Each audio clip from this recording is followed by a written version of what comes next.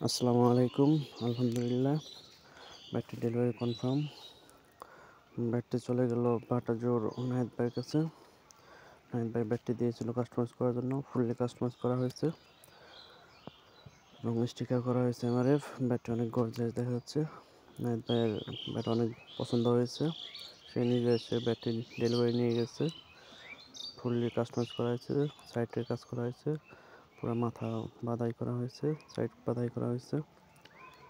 ব্যাটটি পুরাতন ব্যাট ছিল, পুরাতন ব্যাটটি কাজ করা হয়েছে, পরে নতুনের মতো, নতুনের চেয়েও ভালো করা হয়েছে।